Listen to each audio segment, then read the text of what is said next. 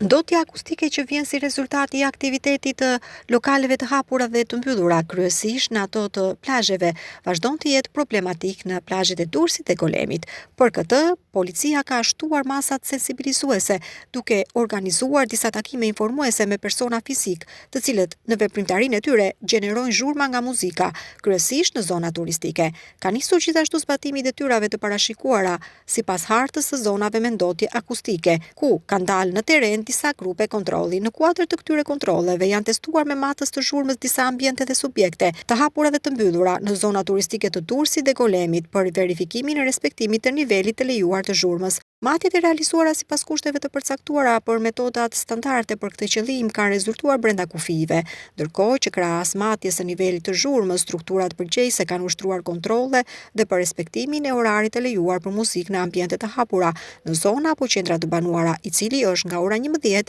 deri në orën 24.